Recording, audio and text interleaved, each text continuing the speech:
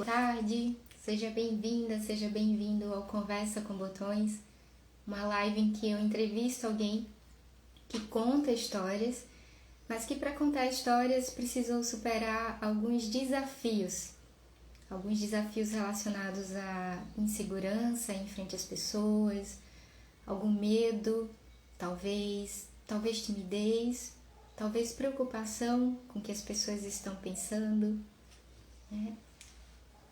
Eu entrevisto pessoas que superaram desafios para contar histórias. Eu me chamo Júlia Soares e hoje eu vou entrevistar Canela Borges. E eu vou perguntar para ela, né, qual que foi o percurso dela até eu contar histórias, como foi que ela chegou, como que foi esse percurso dentro do contar e mais importante do que o percurso em si são os percalços que fazem parte desse caminho do contar histórias, né? O que Canela Borges fez e faz para superar esses desafios que vêm com contar histórias. Deixa eu perguntar aqui para vocês se vocês estão me ouvindo bem. Eu conectei o Bluetooth. Seja bem-vinda, Canela. Tá por aqui já. Recebi um sinal aqui do meu Bluetooth e eu espero poder ouvir bem, mas eu já tô com fone de ouvido aqui pronto, tá? Para o caso de alguma falha por aqui.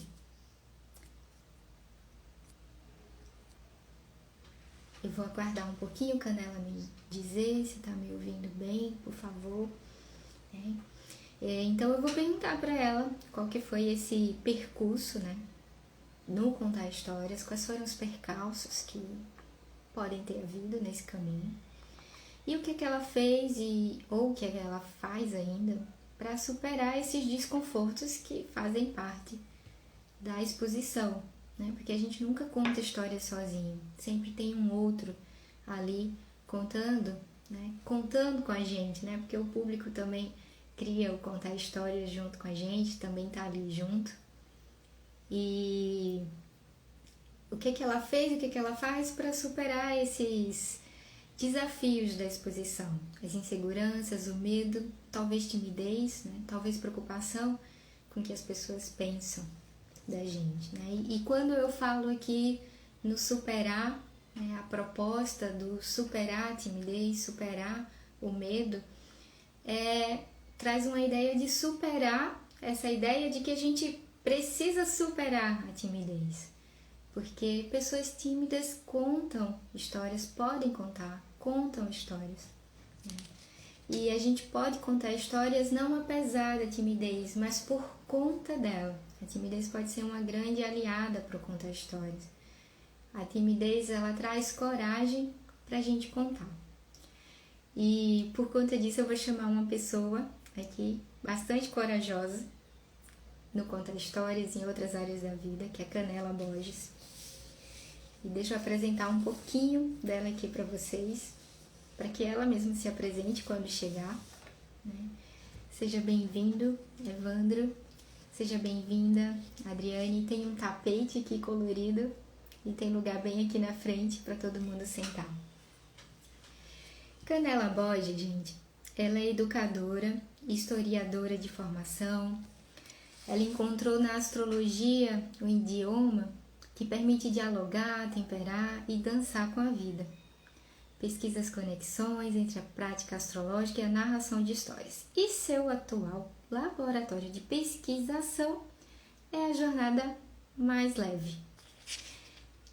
Essa contadora de histórias, astróloga ou astróloga contadora de histórias, ela vai me dizer aqui, ela, né, nasceu de acordo com a cosmologia maia, que, só para fazer um pequeno parênteses aqui, a grosso modo é uma astrologia de um outro povo, do povo maia, né? A bem grosso modo. Ela nasceu sob o sol harmônico amarelo. E por conta disso, eu vou chamá-la aqui de acendedora de fogueiras. Ela tem essa tem isso em sua essência, acender a fogueira de outras pessoas. E isso é o que um verdadeiro, um autêntico contador de histórias faz. Então, acendedora de fogueiras, se aproxime por aqui. Eu vou lhe convidar. Deixa eu ver se chegou. Boa tarde, gente que está chegando. Boa tarde, Sônia. Boa tarde, Jússi. Sejam bem-vindas. Prazer ver vocês por aqui. Canela, mandei o convite. Será que chegou?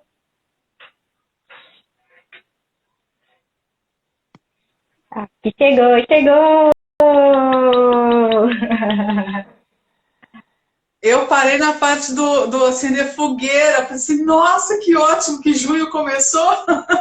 Sim, eu também estava pensando nisso mesmo, né? Bem em junho. Que bom que essa conversa está acontecendo no começo de junho. Eu gosto de fogueira. Acendedora de fogueiras, Canela. Você tem uma fogueira interna aí acesa em você. E essa fogueira, ó, lambe outros corações e acende a fogueira de outros corações também. É isso que o sol harmônico amarelo fala de você. Nossa, por acaso o sol harmônico amarelo também fala de ser chorona? Porque só de você falar isso eu fiquei... O sol harmônico amarelo, ele é muito romântico também, né? Tem uma paixão grande pela vida, um entusiasmo grande pela vida. Então, faz parte, né? Essa emoção toda. Seja Nossa, bem-vinda, Canela. É um prazer muito grande ter adorei você o aqui. convite. E eu estou muito feliz que você tenha abraçado essa causa, né? Abraçado o gesto de falar para outras pessoas que é possível sim contar histórias abraçando a timidez e não sendo outra pessoa que não você. Então, isso conversa muito comigo. Eu fico muito feliz que você esteja caminhando, trazendo pessoas que também queiram muito dizer, mas que ainda não encontraram o seu como. E você está aí, né, ajudando as pessoas a encontrar isso, esse lugar. Ah, Acolhendo as obrigada. pessoas nesse lugar. Obrigada, Canela. Você me ajudou, né? Você fez parte desse caminho também. Tem pessoas aqui falando, né, que é sua fã. A Evandra trouxe um comentário aqui, que é seu fã. Perdão, Evandra. Evandro, seu sumido! Você tá bem, querida? Agora a gente começa a achar todo mundo, né? Ah, Canela, me fala, Canela. Eu queria começar essa live, a gente já começou, claro, mas queria começar com uma história.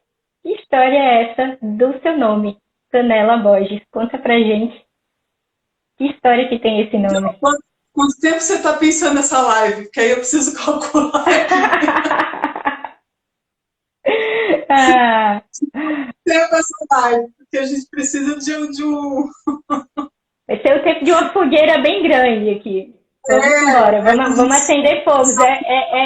É também o tempo que outras pessoas vão se aproximando por aqui, vão sentando no tapete, vão se Sonho aquecendo. jardim grande. Meu sonho é ter uma casa com um jardim grande, com um quintal grande, para poder acender aquele tacho de fogueira e juntar as pessoas em torno dela e poder contar histórias. Nem que seja assim, sabe? Numa data especial, quando o sol entra em Câncer. A gente tem o solstício de inverno no Brasil e o solstício de verão no hemisfério norte. Junta todo mundo na beira do tacho, vamos contar história.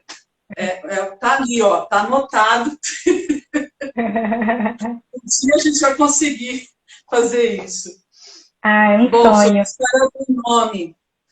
A história do nome é um pouco longa, eu vou tentar encurtar um pouquinho aqui para a gente poder ficar na essência da coisa. O nome veio como um presente para mim no momento em que eu já não via mais a possibilidade de estar à frente de outras pessoas. Eu fui educadora e nesse momento eu adoeci.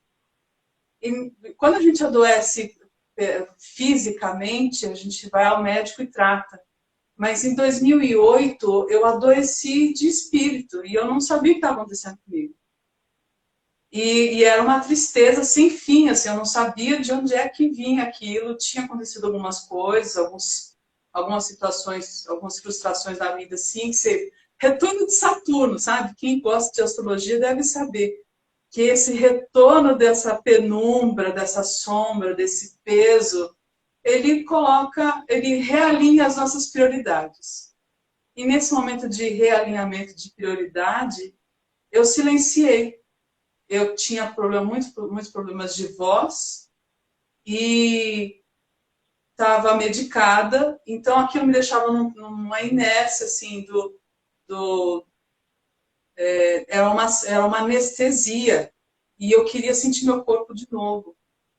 Então, eu encontrei na dança um jeito de sentir as coisas acontecerem e sei lá, fazer com que o meu corpo dançasse e fizesse me sentir de novo canela, me sentir de novo que tinha corpo.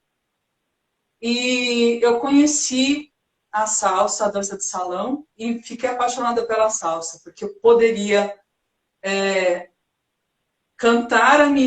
dançar a minha dor de cotovelo por um amor partido, um amor não correspondido, e ao mesmo tempo meu corpo estava alegre, estava feliz. Então eu podia chorar um amor perdido, mas eu também podia extravasar isso de alguma forma. Então, essa paixão pela dança e por compreender o quanto o corpo poderia falar por nós, quanto a arte poderia nos ajudar nessa restauração de si, eu comecei eu estava afastada da sala de aula por questões psicológicas e eu comecei a entender que existiam outras formas de expressão.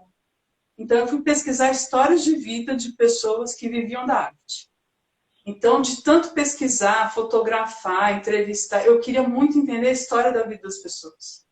E como eu estava assim, com aquela coisa do desencanto interno, com a vida sem sabor, quando eu sentava para conversar com alguém, eu queria ver o brilho no olho dela. Assim. Eu queria entender de onde é que vinha aquela confiança da pessoa na arte dela, naquilo que ela fazia. E isso foi me ajudando a ter vontade de falar, mas não através da voz, mas pelos dedos, contando histórias num blog. Nessa época, 2008, Blogspot, pré-Twitter, então essas coisas assim, a internet era mato. Existia Orkut ainda, né, talvez.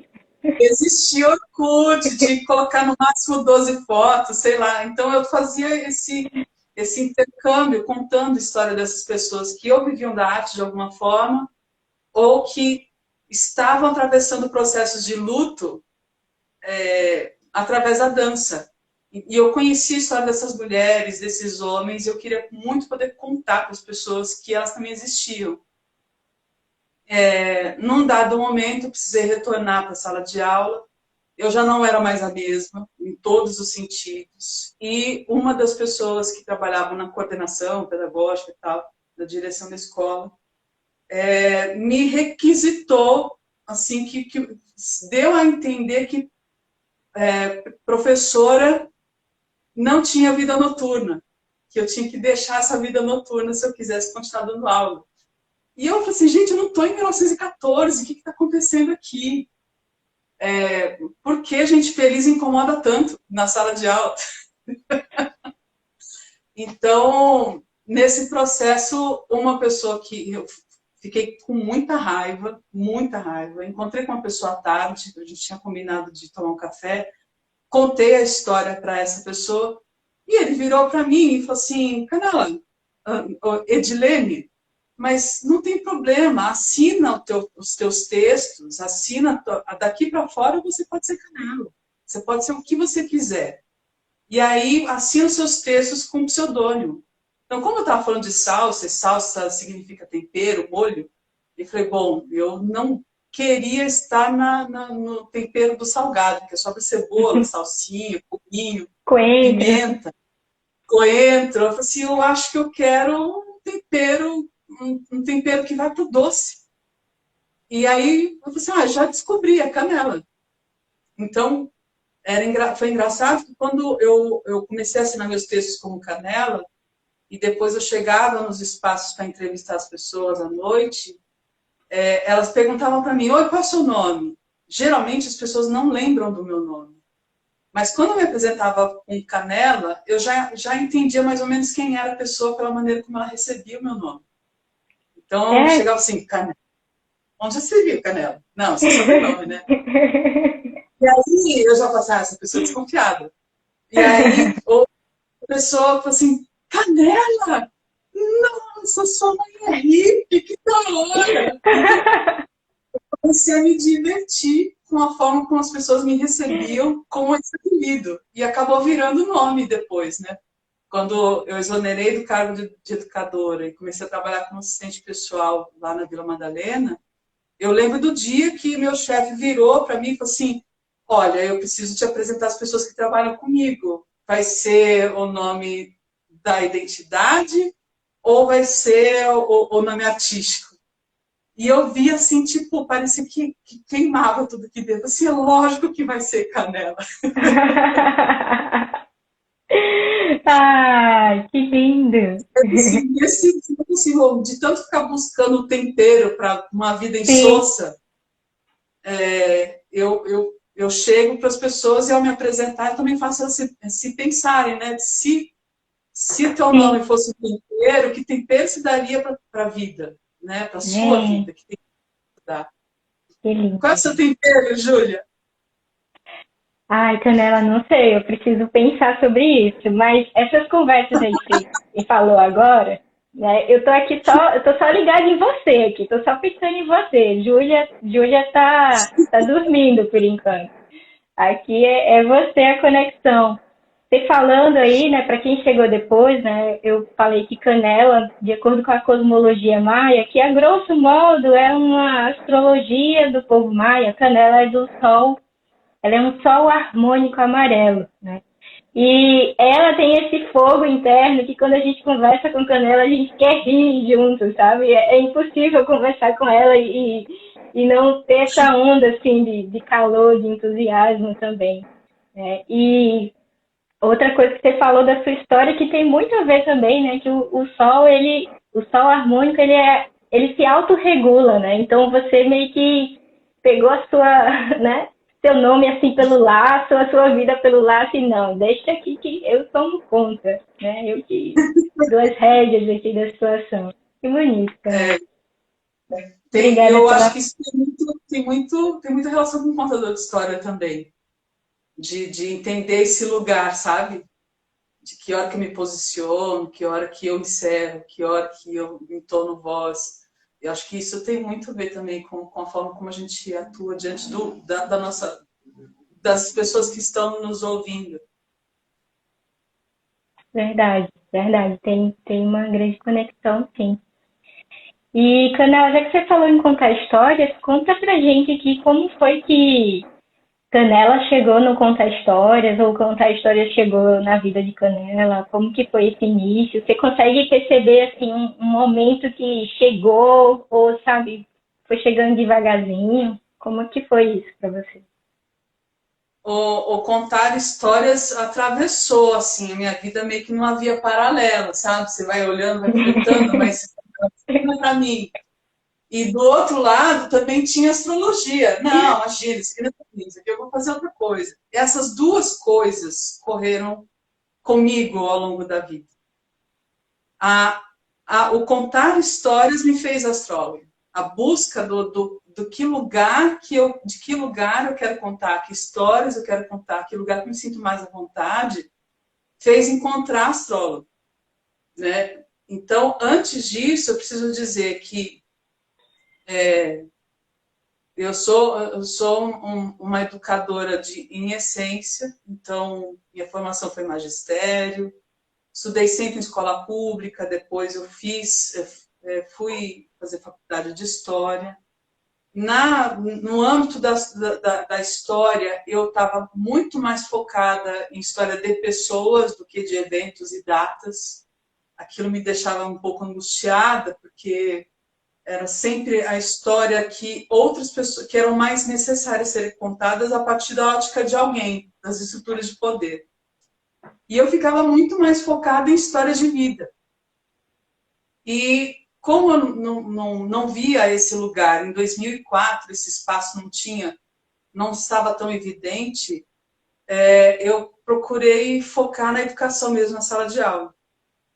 Eu tive contato, então assim, formada na escola pública, eu tive contato com professoras que tinham um jeito de contar histórias. Quando eu fui trabalhar em escola particular, uma escola que era bilíngue, alemã, eu notei que tinha uma outra relação com contar histórias que eu ficava babando. Porque a natureza do contar histórias, pelo menos, eu não sei como é que é aí, eu não sei onde é que você está agora, mas pelo menos aqui em São Paulo, na região periférica de São Paulo, a maior parte das pessoas que eu entrei em contato viam contar histórias como o gesto de pegar, sentar em algum momento na frente dos alunos e fazer isso aqui, e ler, né? E ler para, com, e você vai fazendo a transição das páginas e vai fazendo assim com os alunos. Isso aqui eu conhecia. Quando eu comecei a trabalhar como assistente pedagógica na escola alemã, eu notei que nas salas, todo dia era religioso ter contação de história para encerrar o dia. Era assim. E esse foi a primeira coisa que me assustou. O teu espaço de pelo menos 1 hora para contar a história para as crianças todos os dias. E cada sala tinha um jeito. Então, tinha a professora que contava história com fantoche, a outra que fechava a sala e fazia um ambiente fechadinho, escuro, a outra que trazia violão, a outra que tinha um contato com uma flauta, um instrumento. Esses outros modos de contar história, que eu não estava nada habituada, me deixava assim. Eu chegava mais cedo para poder ficar ali perto, escutando aquelas professoras a lidar, mesmo que em outra língua, escutando como é que elas lidavam com a turma e conduziam isso. Porque esse contar histórias eu não conhecia. Sim. E aí isso ficou. Né? Sabe, quando você tem uma experiência, se encerra e você vai ter outra oportunidade em outro lugar. Quando eu fui professora titular na sala na rede pública, a gente recebeu uma caixa de livros, que eram os livros recomendados pela série, e a gente tinha que colocar também 20 minutos, pelo menos, de leitura corrente diária, assim, para as crianças. Sim. E aí, aquela assistente de 10 anos atrás, de 2005, encontrou com a Canela de 2008, com aquela necessidade, eu falei assim, cara, que eu vou fazer aquele pedacinho que eu aprendi na educação infantil com essas crianças de 4ª série. E foi aí que eu vi que estava acontecendo um troço ali com os meus alunos. E eu não sabia dizer qual que era o troço, mas acontecia um troço. Como assim? O que estava acontecendo? A gente se emocionava. Uma vez eu estava lendo A Bolsa Amarela. Ai, o gente. meu amigo era a Lígia Bojunga, né? É uma autora muito escolhida para essa faixa etária. Eu não tinha lido ainda, mas eu fui lendo junto e me emocionando junto com as crianças. E eu percebia que nesse momento, nesses 20 minutos, 30 minutos de leitura com eles, eu conseguia experimentar um tipo de conexão que ensinando tabuada eu não conseguia. Que ensinando conjugação de verbo eu não conseguia ter. E esse lugar meio que a gente foi cuidando desse lugar da leitura, não como para finalizar o dia, mas como um ninhozinho onde todo mundo se acolhesse antes da gente começar o dia. E isso me deixou muito feliz de poder ter vivido isso com essas crianças, porque eles faziam perguntas. Então, se eu estava lendo Helena de Troia, Sim. é uma aventura, tem, né, Ulisses, não sei o quê. E aí começam a surgir perguntas dessas crianças. Peraí, qual é a distância de Ítaca para tal lugar? Por que o cavalo não sei o quê? Então eles queriam saber onde é que ficava a Grécia. E aí a gente começou a fazer conta. Quanto tempo leva para poder chegar de tal lugar se fosse uma velocidade e tal? Aí sim, introduzindo essa história do Ulisses e da saga dele dentro de um contexto geográfico, aí a gente começou a falar de tabuada, de multiplicação, sim. A gente começou a falar de geografia, sim. Mas a partir de um imaginário que foi penetrando ali dentro, sabe? E não de que a página 15, ou porque o conteúdo disse que a gente precisa trabalhar isso nessa fase. Não, a gente foi sendo criado através das curiosidades, das perguntas que vinham a partir das histórias. Aí eu tinha encontrado meu lugar. Que Mas lindo. ao mesmo tempo que eu encontrei o meu lugar para trabalhar com essa turma, eu fui totalmente contra a própria estrutura pedagógica que a gente está inserido no ensino público. A gente não dá conta de contemplar isso. E foi o momento da cisão, assim, que eu tive, que foi, bom, eu não consigo nem atender a necessidade dessas crianças, nem atender a necessidade do lugar que me contratou para trabalhar. E foi no Sim, momento que eu precisei reincidir com o meu contrato. Assim, olha, eu acho que se for para ser educadora dessa forma, eu não consigo lidar com isso. E foi aí que eu silenciei a depressão também, aliada a outras coisas. Em 2014, quando eu estava procurando o que é que eu vou fazer, né, o que eu faço, a maneira como a gente estava fazendo o gerenciamento de projetos e de cultura estava mudando muito em sim. 2014.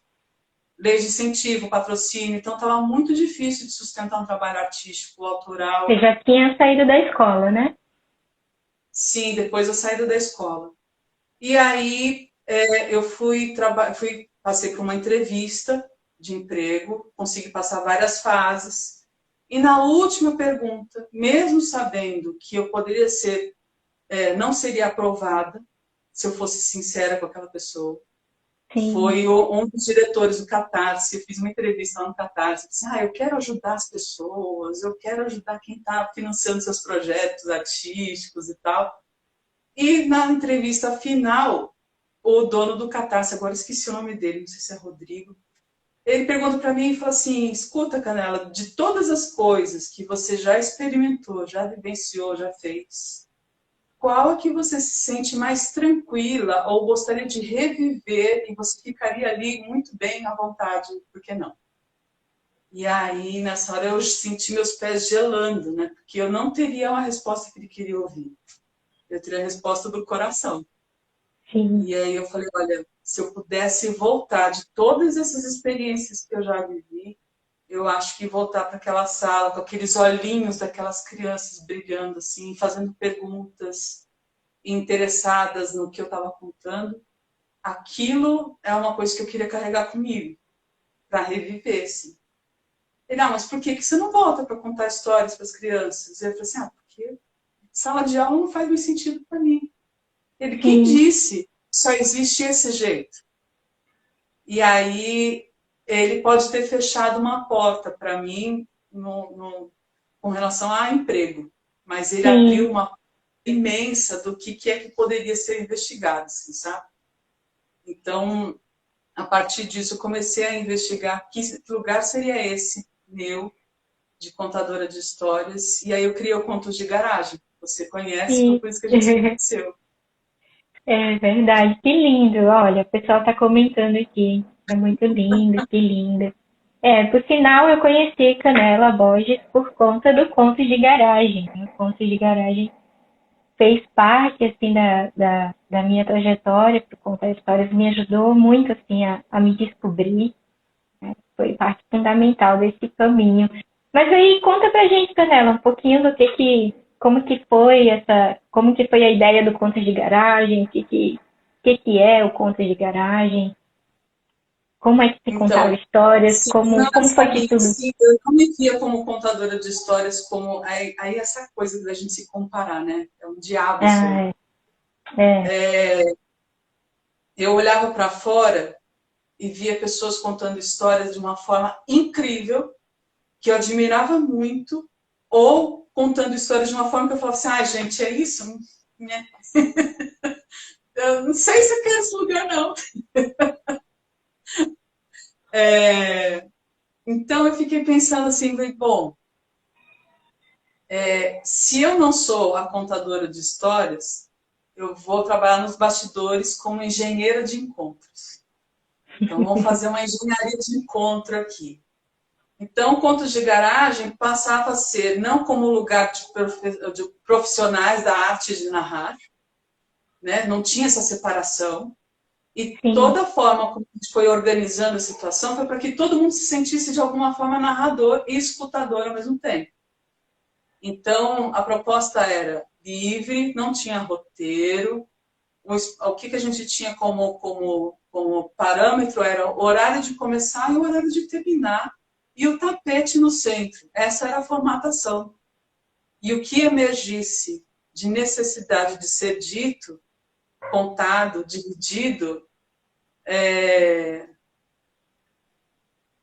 era feito ali. Então, nossa, imagina, eu tirei toda a formatação, todo o ideário do narrador de histórias, que a gente já conhecia, e eu falei assim, vamos pensar como os árabes, que só esticam o tapete, todo mundo tem a mesma condição de estar no mesmo patamar, e ao estar sentado em torno desse tapete, a gente compartilha. Então, daquilo que vem que surge, que emerge desse tapete. E isso, gente, crianças de 3 anos de idade, crianças de 82 anos de idade, crianças de todas as idades tiveram a oportunidade de poder contar histórias juntas, ali, daquilo dentro do seu repertório, né? E uma das perguntas que mais ouvia, então tudo isso era organizado através do WhatsApp, a partir de 2014. A gente começou no dia, eu não lembro agora, a gente começou na semana do dia de Cosme e Damião. Eu sei que foi a primeira história que eu contei, que foi dos IBGs que enganaram a morte. Então, por conta dessa história, eu falei assim, eu quero falar, eu acho que meu mote é contar histórias mitológicas, eu acho que eu quero contar mitos. E a partir disso, a gente foi criando vários eventos, todo primeiro domingo do mês, chegamos a 7 cidades, chegamos na Júlia, Em Recife. Recife, e ela foi uma das anfitriãs, acolheu o projeto no prédio dela, fez o Contos de Garagem na garagem do condomínio. Então, imagina que coisa inusitada. Tocar a campanha de todo mundo lá do condomínio e descer para a garagem para poder ouvir contar histórias, todo mundo no salão de festas. Acho que não sei se foi salão de festas, se foi garagem do prédio, não sei. Onde foi, Júlia? Olha, lá a gente fez na quadra e fez no salão de festa. Assim, fez algumas vezes na quadra e uma vez no salão de festa, porque tinha acabado de ter uma festa e ainda tava tudo limpinho, mas ainda tinha os balões, e era dia das crianças. E, olha, Jussi foi nesse dia, ela tá aqui, ó, eu lembro, eu contei uma vez lá. Ela foi uma convidada. Ela foi uma convidada para contar a história lá. E ela levou fantoche, foi muito bacana, muito lindo. E é tanta coisa que vai surgindo, é tanta vontade de fazer pergunta, mas deixa eu só falar uma coisa do que você falou, Camila. Uma das coisas que o Contos de Garagem me deixou muito tranquila era isso, assim, que você trouxe, de que ele não tem um roteiro, né? Porque uma das coisas que mais me deixava apreensiva para contar histórias fora era saber o roteiro que eu ia fazer. E isso me exasperava, assim, com qual história que eu vou começar, o que é que eu vou fazer depois de uma história, o que é que eu vou fazer depois da outra, o que é que eu vou falar, qual a brincadeira, qual vai ser a história do meio, do final. Isso me deixava sabe, com os nervos à flor da pele, gente. O Conto de Garagem me deixou muito tranquila por isso, né? Por aproximar esse contar histórias de uma coisa mais natural, né? De uma conversa, de um encontro mais natural. Uhum. E a responsabilidade estava pelo menos a premissa, uma das premissas era que o contar histórias fosse um gesto compartilhado, então o peso não ficava só em cima de quem preparava ou de quem organizava o encontro, mas que todo mundo dentro do encontro sabia com aquilo que poderia contribuir. Então, eu não sei nenhuma história, mas eu levo a pipoca. Eu não sei nenhuma história, eu me sinto tímida, mas de repente surgiu a vontade de contar uma piada no meio e a pessoa nem sabia que ela tinha essa potência, né? Então, eu acho que a responsabilidade compartilhada, tecida ali com os vizinhos, com as pessoas que estão próximas, também ajuda muito a tirar essa coisa de estar no controle de todo o roteiro, no controle do começo ao fim das pessoas. Isso é muita coisa para a gente carregar. Ainda mais quando a gente está começando.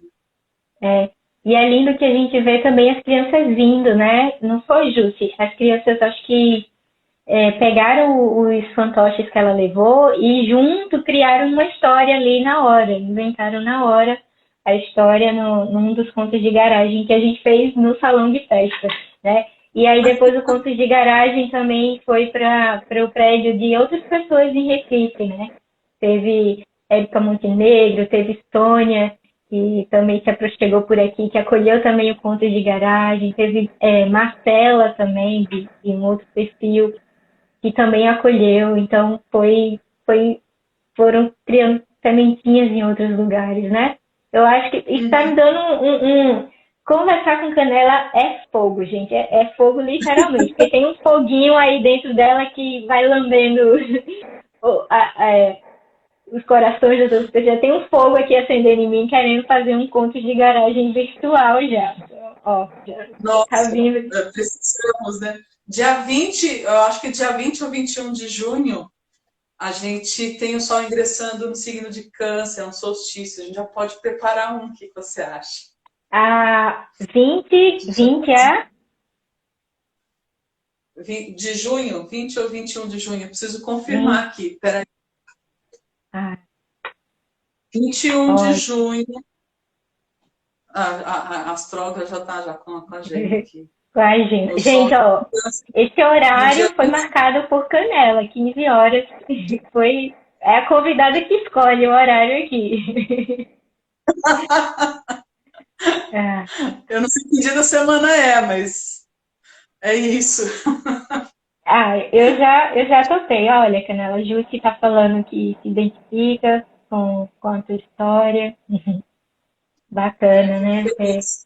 Você sabe que eu fiquei impressionada com o quanto que o conto de garagem tinha essa capacidade de mover as pessoas, porque a gente tem que entender ou narrar histórias dentro de cada um dos seus contextos, como nós brasileiros, principalmente os brasileiros, construímos um ideário da narração, né? E isso não foi construído à toa, e isso não está sendo replicado à toa também. Então, assim, eu vou falar uma coisa para vocês. Ao mesmo tempo que a gente tem fogueira, a gente também se queima, tá?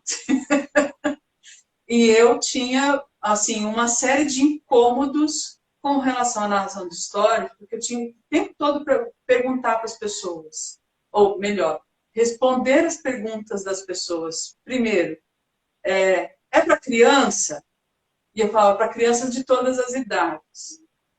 Mas eu não sei contar histórias. Tudo bem, vem aquilo que te der vontade de falar ou de observar, você pode...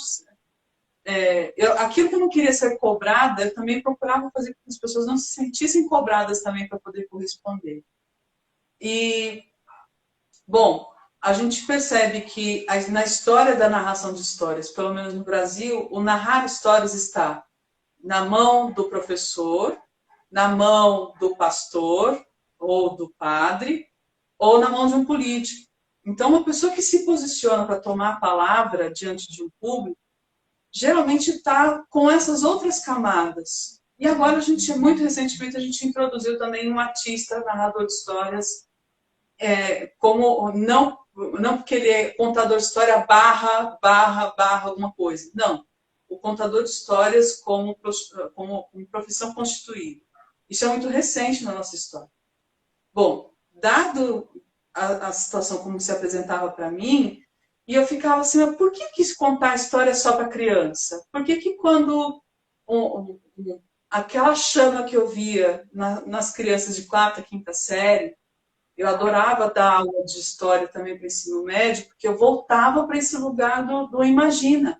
Imagina naquela época e tentava procurar fofoca, sabe, das coisas, para que tornasse aquele evento que parece muito distante na história como algo muito próximo da gente.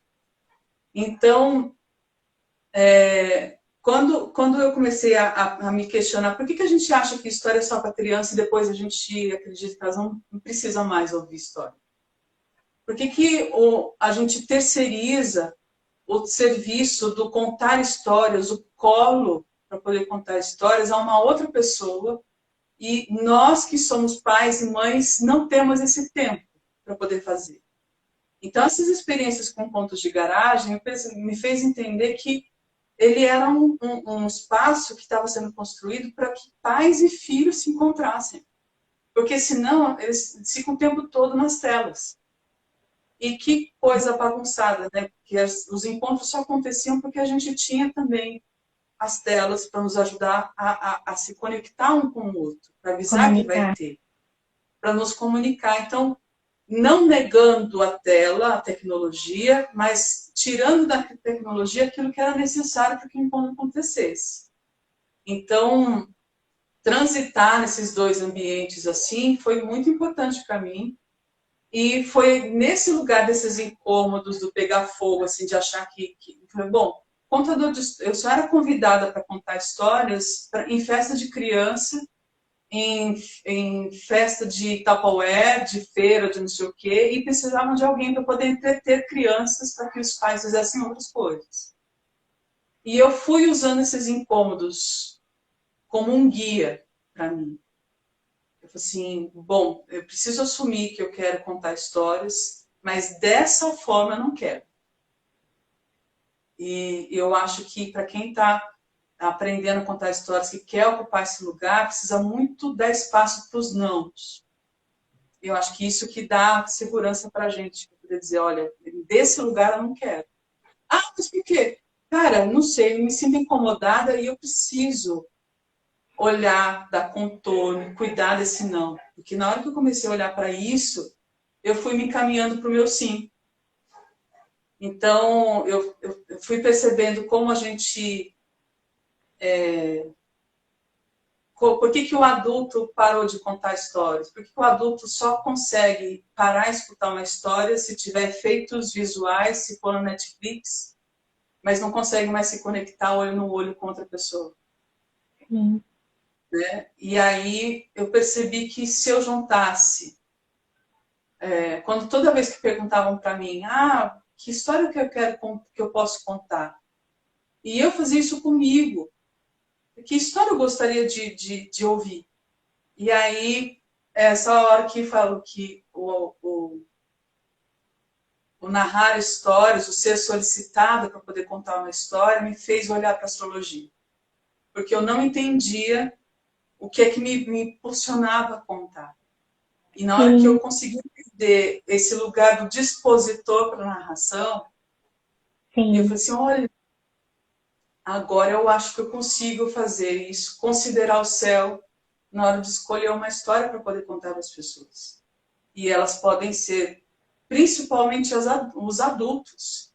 Então, na prática da astrologia, ao longo dos últimos 4 anos, eu percebo que a maior parte das pessoas, quando vai observar o horóscopo, quando solicitam uma consulta, um atendimento, elas estão querendo uma outra maneira de contar aquele drama que ela está vivendo. E aí entra o papel do astrólogo, porque a gente conta o mito para a pessoa, no atendimento, não como uma solução dada, mas ela pega aquela história e vai tentar comer essa história, e vai tentar ver essa história em todos os lugares, para poder desvendar um enigma que esteja atrás dela, que eu não tenho conseguido responder. Você sabe disso. A gente nunca sabe como uma história chega na outra pessoa. É o poder, a singularidade, né, a delicadeza que tem um conto, né? Tem uma frase que dizem que é dos griots, que fala assim, o conto falou, eu me calo, né? Eu acho que cabe perfeitamente para o que você faz, né? Você traz o conto e deixa que o conto, né, vá atuando, a pessoa vai elaborando aquilo. Eu lembro que no atendimento que você me fez, você me contou o mito de Caronte, é Caronte, né? Eu não sei, eu conto muitos mitos. Você vai precisar me ajudar agora para lembrar. Não, eu só estou perguntando se eu estou falando a palavra certa. É Caronte, né? Não é Coronte. É Caronte. Isso. Você me contou o mito de Caronte, que eu lembro dele, né? Eu lembro do que você me contou dele. Então, aquela história, assim, ficou, né? É como você me falasse, mas com muito respeito, né? Pela minha própria história, pelo momento que eu estava passando ali. Uhum. Né?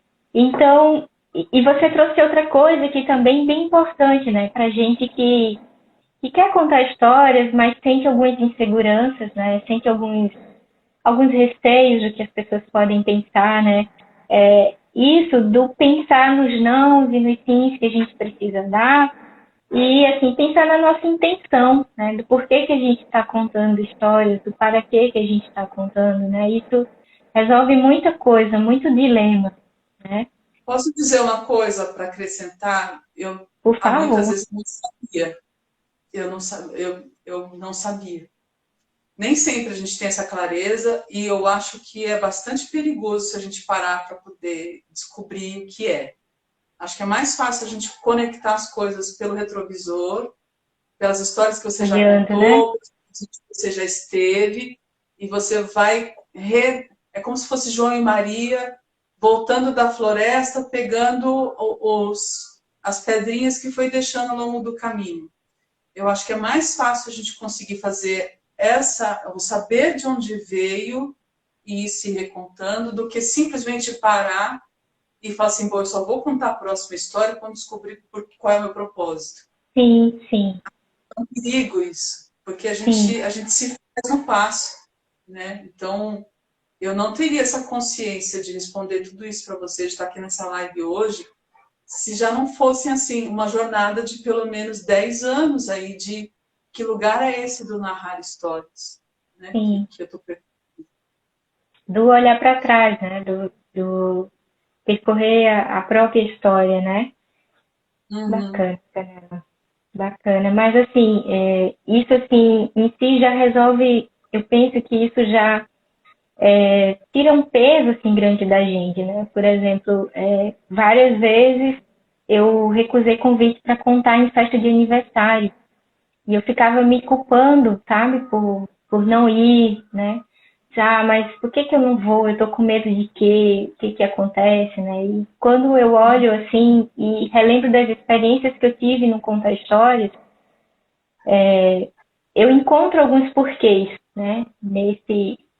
Nessas experiências que eu tive que me ajudam a perceber também, talvez, o porquê de eu não querer ir para a festa de aniversário. Ou talvez eu tivesse que experimentar mesmo para saber que eu queria ou não queria fazer aquilo, né? Uhum. E então, Canela, hoje, hoje você conta histórias nesse contexto da, da astrologia. Como que é a sua prática hoje do contar histórias? Você sabe que a gente ter muitas opções faz com que a gente se atrapalhe tanto ou mais do que se a gente tivesse pouquíssimas opções de Sim, escolha. E eu percebi que as restrições são uma bênção, assim, nesse sentido, porque, bom, a primeira coisa foi, num primeiro momento, eu não me sentia à vontade para poder contar histórias diante de um público grande. E eu me sentia muito mais à vontade comigo, contando histórias aqui com o intermédio com essa interface aqui. Então, isso também é um tipo de radar que a gente pode ir acendendo, a gente pode ir ligando no nosso corpo, de tentar identificar os lugares onde a gente, os momentos, as histórias, as situações onde a gente percebe que o nosso corpo está realmente presente. Como eu usava muito o WhatsApp para poder mediar os grupos do Contos de Garagem e ajudá-los a encontrar repertórios e se inspirar, eu dividia muito das minhas inspirações, das minhas divagações pelo áudio. Então, eu não como essa coisa do ser vista, ser analisada é muita coisa para a gente dominar, né? Corpo, presença, o fulano que levanta, o outro que pega o celular. Eu me distraio muito, com muita facilidade com todas essas coisas. Então, quando eu percebi que era só a voz e ninguém estava me observando, eu percebi que esse foi um primeiro lugar de perceber como é que eu poderia usar a entonação, a modulação, pausa. Nossa, eu estou gostando disso.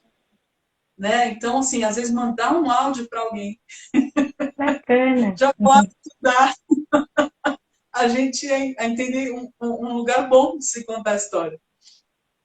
Depois disso, eu queria muito pesquisar a narração de histórias. Eu fui fazer uma pós lá na Casa Tombada. E eu queria entender o que era narrar histórias dentro de um contexto histórico, né? Porque a historiadora não deixou de estar presente. E eu queria entender o que era isso, né? Onde é que eu me encaixo aqui? Que melhor lugar é esse para me colocar? Que ainda estava com aquela sensação de pertencimento, né? Que lugar que eu pertenço? Porque se a gente olha para fora, tem pessoas usando chita, tem pessoas usando uma série de alegorias que formam um ideário do narrador de histórias. Eu não me identificava com nenhuma delas. Sim. E eu ficava apavorada. Assim, por que esse negócio me atrai tanto, mas ao mesmo tempo eu não consigo me encaixar aí? E aí, numa dessas conversas, eu encontrei uma pessoa maravilhosa, a Sandra Lessa, que faz performance. Ela começou a fazer um trabalho sobre histórias de vida, e ela pegou e falou assim, Canela, pega tudo aquilo que você sempre quis esconder, ou que você não deu muito espaço para acontecer, e olha para isso.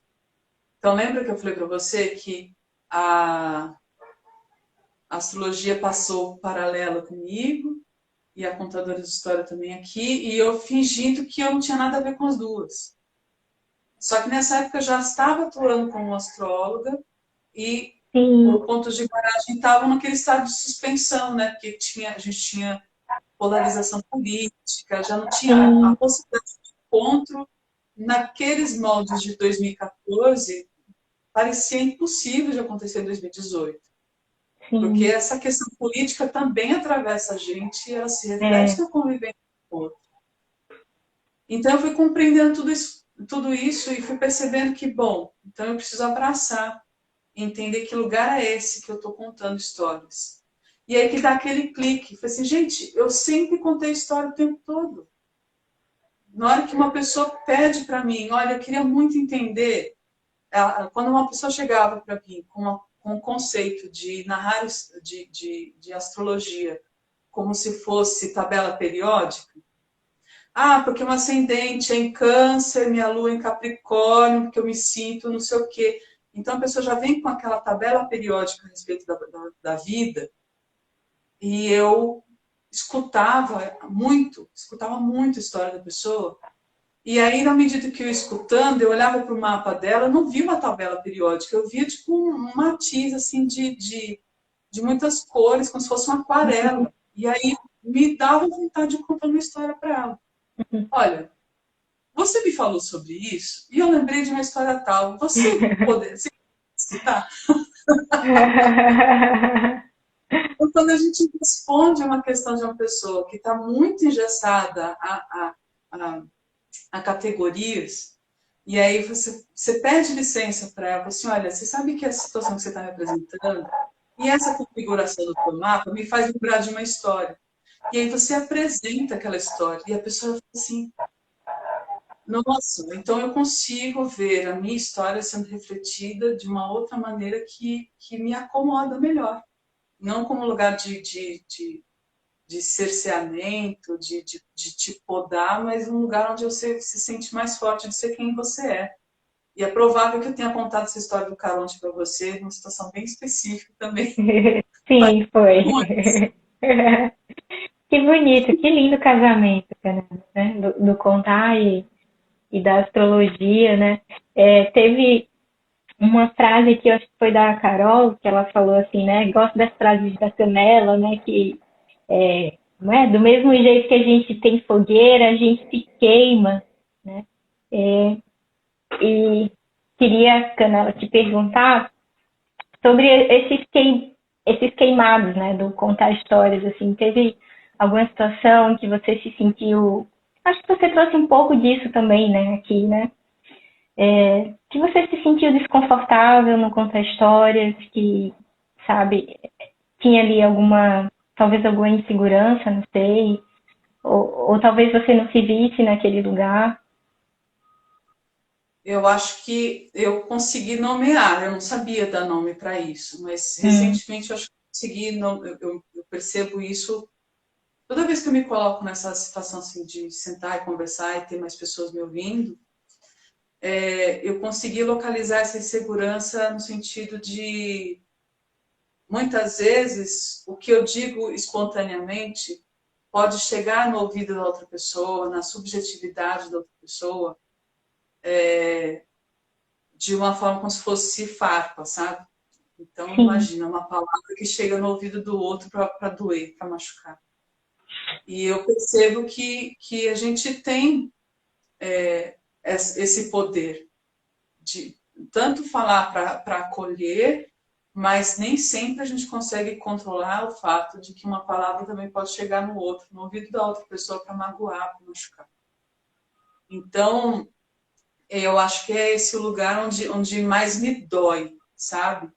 E às vezes, quando eu percebo que eu preciso falar de um assunto, ou contar uma história no contexto de atendimento, que seja um pouco mais dolorido, ou que vai mexer naquele pontinho dolorido, assim, eu brinco com a pessoa assim, olha, eu queria muito que você passasse agora um pouquinho de açúcar no ouvido, sabe? Às vezes a gente não tem só que adoçar a palavra, mas a gente também precisa adoçar o ouvido. Sim. Dependendo do momento que você está vivendo, da situação angustiante que a pessoa está passando, qualquer coisa que você vai ouvir vai te colocar num lugar de defesa e de não aceitação do que a gente precisa dizer. Mas eu entendo que se a gente procura um astrólogo para um conselho, às vezes o conselho vem de um lugar que dói. E eu falo, eu tenho tomado mais esse cuidado, assim, sabe? Para não virar uma coisa. Se pega uma outra pessoa que é tão labareda quanto eu, a gente, a gente deixa aquele lugar de plateia, de palco, e passa a virar um embate. A gente está num momento muito delicado.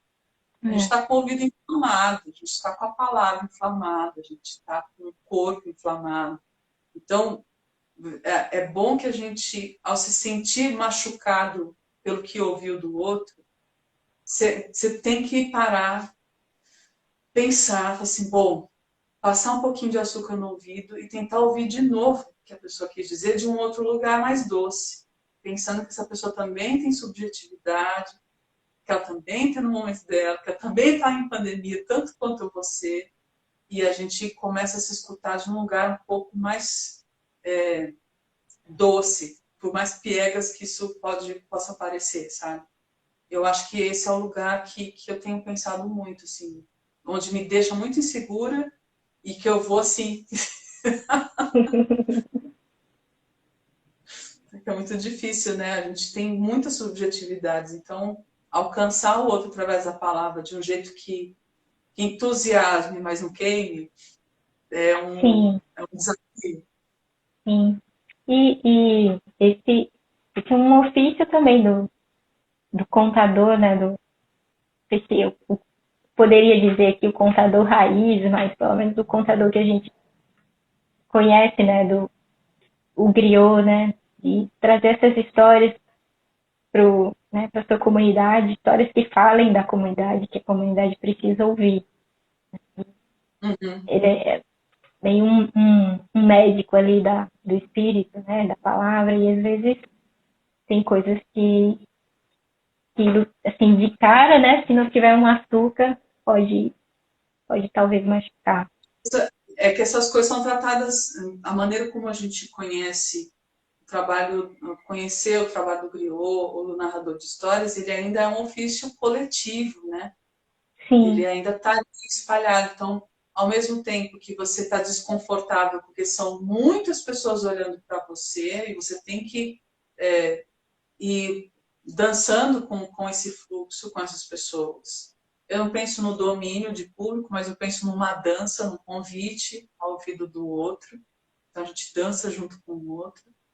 Mas num contexto individual, onde tem menos pessoas, aquela história é para ela não é para a Maria nem para o João, é aquela pessoa que está diante de você. E sim, aí A gente precisa tomar outros cuidados, que é de, assim, olha, isso aqui se apresenta nesse momento com desejo de ser dito, de ser contado, de ser narrado para você. Agora, se você vai tomar isso nos teus ouvidos como um lugar de dor, a gente só precisa apresentar um lugar mais estreito desse rio para fazer essa travessia de um lugar mais confortável para as duas pessoas, né? Tanto para quem narra, tanto para quem ouve. Bonito, bonito. Um trabalho sensível também, né? Muito delicado. Canela, deixa eu perguntar uma coisa para você. Você já pensou com seus botões, Canela? Eu não faço outra coisa da vida. Canela, ó, todo mundo Toda a pensa, história né? com coisa. Todo, todo mundo pensa com os botões, mas olha, pensar com os botões é uma coisa muito característica de quem tem um traço da personalidade mais introspectivo ou mais tímido, né?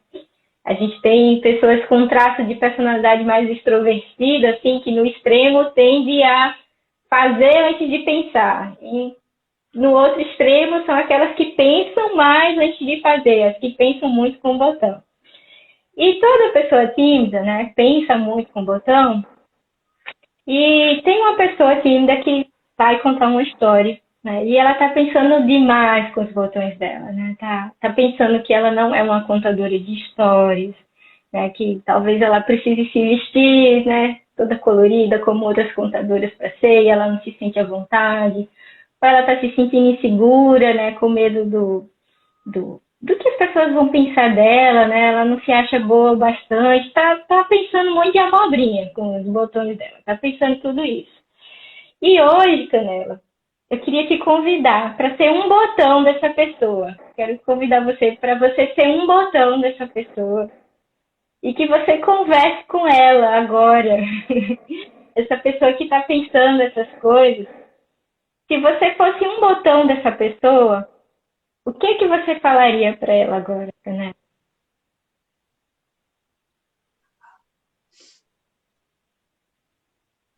Um botãozinho aqui. Vou pegar o maior, porque o outro é muito pequenininho, ó. Não, se eu fosse esse botão minúsculo aqui,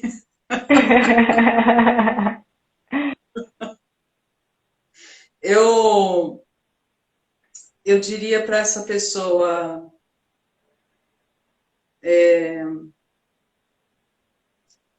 eu acho que o que eu contaria para essa pessoa que a gente no momento, eu ia mostrar. Ah, eu tô inventando agora, tá? Pode ser? Se eu Claro, fosse até o porque botão dessa não foi pessoa, combinado isso, né? não, eu tô inventando agora. Se eu fosse o botão dessa pessoa, eu ia fazer uma coisa muito inusitada. Eu ia levar essa pessoa até aquela capa do disco do Pink Floyd, que tem Sim, um raio de luz, um triângulo, e aí sai um arco-íris do outro lado. sim. E aí eu ia mostrar aquela capa daquele disco para aquela pessoa. E aí a pessoa que está segurando o botão ia ficar assim com aquela cara de ué, o que é que você está fazendo aqui, menino? E eu ia falar assim, olha, tá vendo essa luz branca que está chegando aqui? Não tem outra cor, é única, é esse jeito aqui, né? Um jeito padrão que você foi educada para poder ser, é essa luz branca.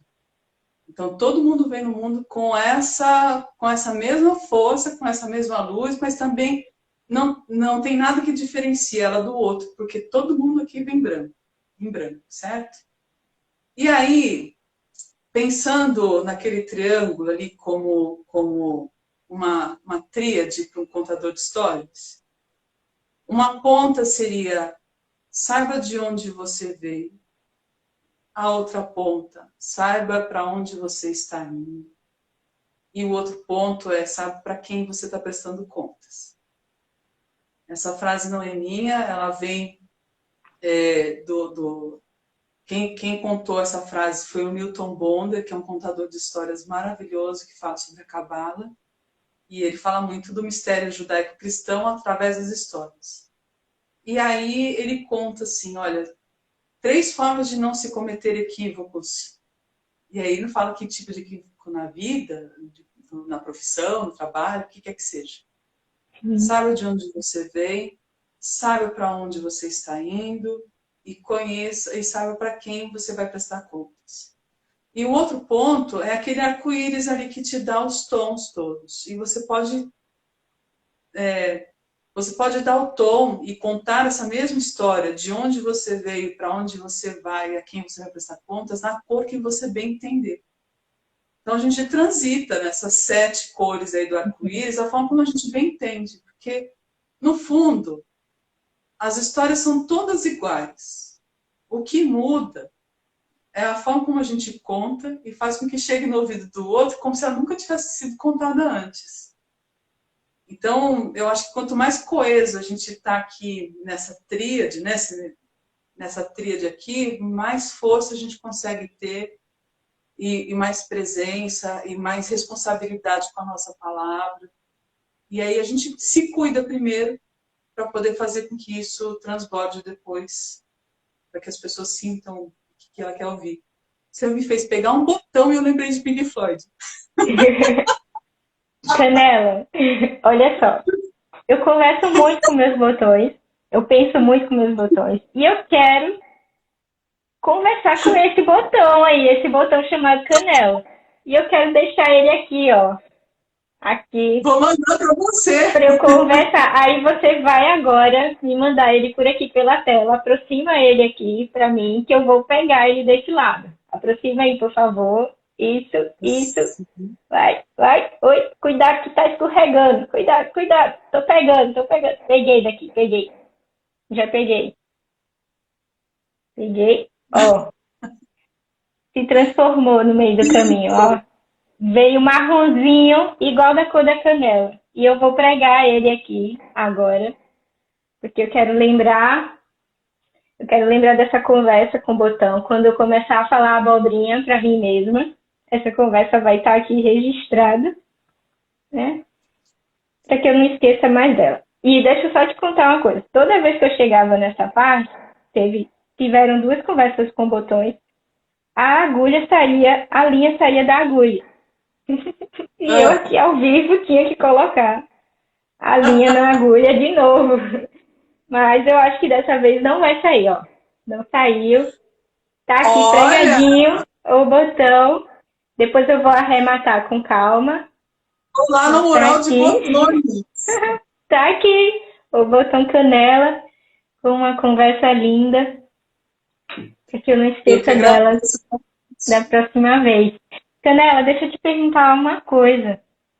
Tem alguma história, algum texto, algo que você queira compartilhar com a gente hoje? Eu posso contar que eu mais conto? Por favor. Posso contar aquela que eu mais gosto de contar? Por favor. Bom, vocês sabem que muitas vezes, quando uma pessoa chega para um atendimento astrológico, o maior desafio que um astrólogo tem, uma astróloga tem, é fazer com que a pessoa consiga se aproximar daquela coisa gráfica, daquele idioma que está ali representado e tomar aquilo como seu destino, como sua vontade, como uma espécie de configuração de histórias. Tem gente que tem, se você vai pegar um produto qualquer, tá lá com toda a descrição, né? Contém tanto de sal, tanto de açúcar, tanto de farinha, tá tudo lá, né? A descrição desse rótulo. E na astrologia, eu gosto, existem muitas vertentes, mas eu gosto da gente olhar para aquilo como se fosse uma peneira de histórias que foram demarcadas ali para aquela pessoa. E aí a pessoa se vê implicada no próprio destino, na sua própria narrativa. E a gente não vê só um jeito de contar a história, mas cada momento a gente se atualiza esse software e tem a possibilidade de poder amadurecer e olhar um outro ponto de vista. E aí, muitas vezes as pessoas falam assim, mas eu não queria ser a ariana, ninguém gosta de ariano. Eu não quero não sei o quê. A pessoa disse, mas essa quadratura aqui com Saturno é que deixa tudo. E aí eu falo, bom, essa é a deixa para poder contar para a pessoa a história que me foi contada no dia que eu já era astróloga autodidata, e aí eu fui para a Escola de Astrologia Saturnália, que fica em Curitiba, e o meu professor falou assim, então, na República de Platão, capítulo 9, tem uma história lá que ajuda muito a gente a entender o que pode ser essa narrativa, o que pode ser destino. E aí eu já fiquei assim, né? Nossa, o que é isso? E aí conta que as moiras, que são aquelas que fazem como você aí, que vão bordando os botões dos destinos das pessoas naquele pandeiro. Como é que chama isso? Não é um pandeiro, qual é o nome disso? É o bastidor. Bastidor. Então, tá lá todas as moiras, as três lá, fiando o bastidor das pessoas, com o destino e a história delas. Quem vai aparecer no teu caminho, com quem você vai se casar, com quem você vai descasar, onde você vai trabalhar, os filhos que você vai ter, elas estão lá. Só que todas elas são cegas. E elas estão tecendo a maneira delas, elas não estão vendo aquilo que a gente está buscando coerência na vida, não existe para quem está ali só tecendo. E as almas, quando vão se apresentar diante das três, e da mãe dessas três, que se chama necessidade, elas se colocam diante da necessidade, e as três filhas, as fiandeiras, as três moiras, vão distribuindo os bastidores para as almas, as cegas. E as almas simplesmente pegam um bastidor, olha para aquilo e fala assim, bom, com uma história dessa, para viver, eu só posso chamar essa pessoa aqui, esse planeta aqui, para poder ser o meu anjo da guarda. E aí, nesse momento, a gente escolhe o nosso anjo da guarda. Aquele que vai lembrar do nosso destino no momento que a gente esquecer. Então, todo bastidor, toda a história nasce de uma necessidade e a gente só pode vir acontecer no mundo a partir daquele mapa mesmo. Então, para ter outra história, só nascendo outra vez. E aí a gente passa debaixo do trono da necessidade, acompanhado daquele que vai lembrar do nosso destino. Vamos tomar um golinho ali da água do esquecimento e a gente nasce. Nós esquecemos o nosso destino, mas aquele que a gente escolheu para atravessar o destino conosco, não. E sabe que momento que a gente convoca, que a gente chama, que a gente acende a velhinha dele? Quando a gente faz aniversário.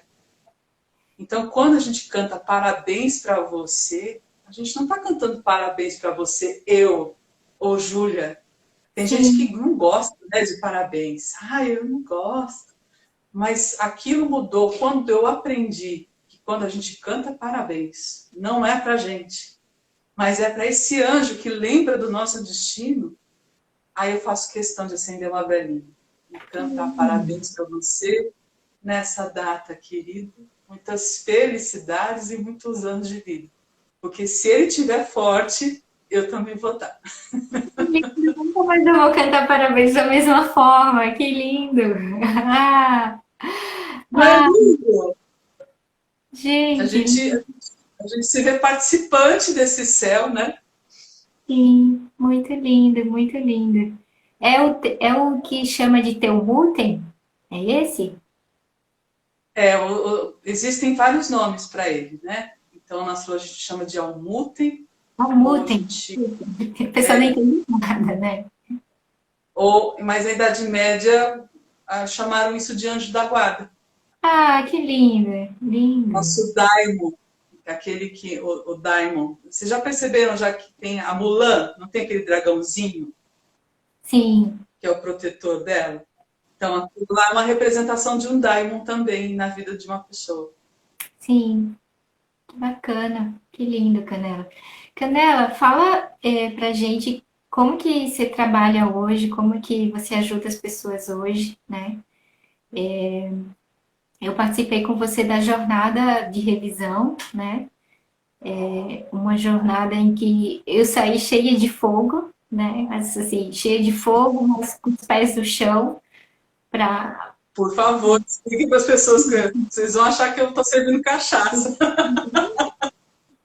tocar alguns projetos que eu tinha naquele momento que eu fiz a jornada de revisão, mas eu sei que a jornada de revisão passou por revisão e ela está completamente, né? Tá bem diferente. Conta pra gente como é que você tem ajudado as pessoas hoje com o teu trabalho, por favor. Nesse momento, esse ano e a própria condição que a gente está vivendo me fez olhar para todo o meu processo de outras formas e pensar como é que ele poderia acompanhar as pessoas que também estão buscando se equilibrar entre essas demandas externas, o momento presente, o céu que essa pessoa é e a louça que a gente tem que lavar, né? Porque não dá, né? Como é que a gente entra em harmonia com todas essas situações que a gente está vivendo? Então, eu nunca vi a astrologia separada da vida cotidiana. Então, eu não percebo a astrologia como um lugar do divino, uma coisa inalcançável. Não, eu procuro fazer com que o céu... Você sabe que a palavra considerar significa caminhar com as estrelas, né? Quando você considera. E aí, pensando nessa palavra, pensando também em como é que eu estava me posicionando antes de pandemia, como eu poderia dar uma outra reorganizada, eu divido o meu trabalho atualmente em dois segmentos. O primeiro é atendimento astrológico individual com a pessoa, uma conversa pelo Zoom, através do mapa dela. Então, considerando todas essas histórias que ela tem, o que é mais importante de ser dito, de ser aconselhado naquele momento, que autoconhecimento é sempre uma linha contínua, a gente não se encerra no nosso processo, a gente está sempre caminhando com isso. Então, tem os atendimentos individuais, como qualquer outra leitura de mapa tradicional, que todo mundo conhece. E, em vez de fazer as jornadas de revisão como você conheceu a cada 3 meses, eu percebi que essa coisa de estar o tempo todo nas telas, de estar... Assim, eu acho que a gente pode fazer isso de um jeito um pouco mais contínuo e um intervalo de encontro entre as pessoas para poder nos acompanhar ao longo de 2 anos. Então, eu criei a jornada, uma versão de um programa de acompanhamento.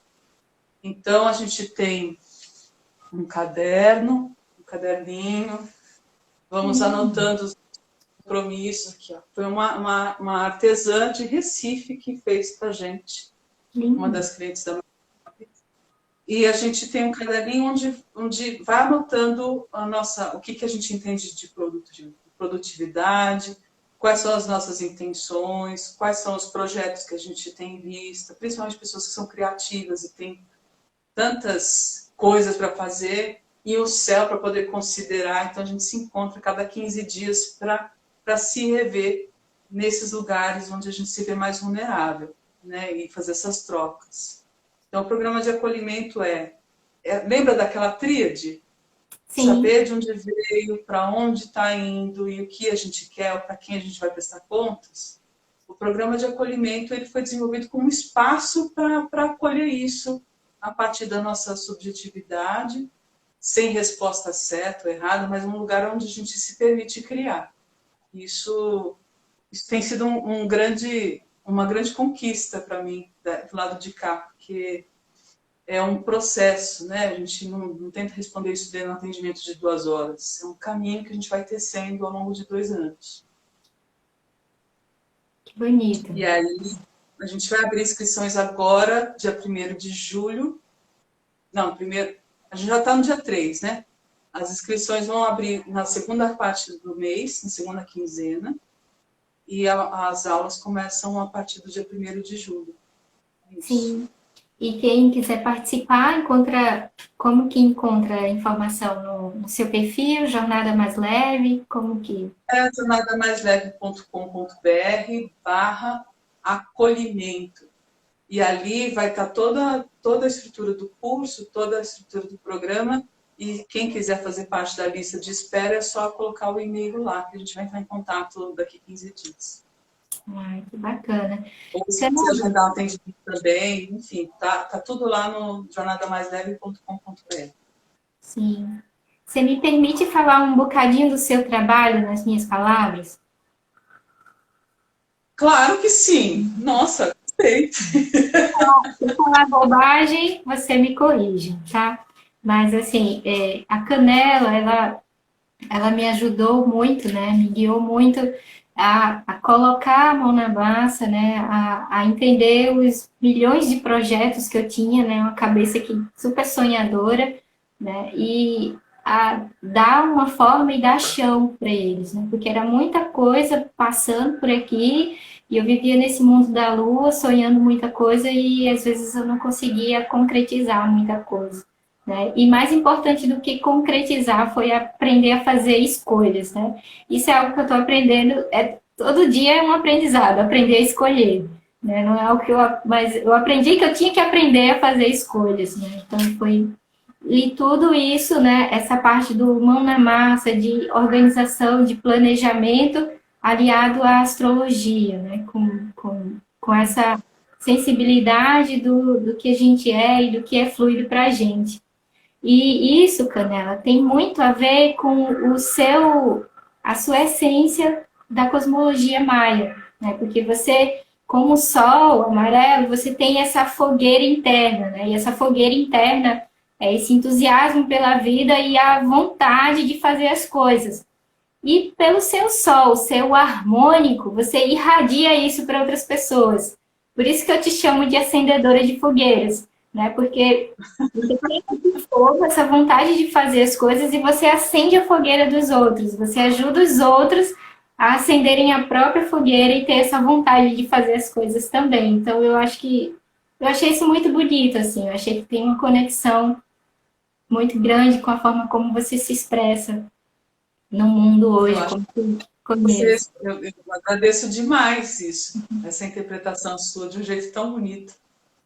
Eu sabia que era só o harmônico amarelo, mas eu não sabia ele a gente conhece o título, mas não entende mais como é que ele se manifesta, né? Mas o que você contou agora parece que me fez voltar para a Canela que entrevistava pessoas na salsa, que ainda nem tinha, ainda nem carregava o tempero no nome, e estava buscando conhecer a história das pessoas para poder saber o que é que acendia nelas. Assim. Eu queria Então, dizer a mais maneira como algo. a maneira como você descreveu isso me fez voltar lá naquele lugar onde eu estava buscando o tempero das coisas, o tempero na história das pessoas e a vontade de fazer com que toda aquela criatividade, que toda aquela paixão que as pessoas tinham pelos seus projetos criativos saísse da gaveta e de fato tomasse o mundo. Isso me mobilizou lá atrás e eu percebo através da tua palavra que eu continuo fazendo isso.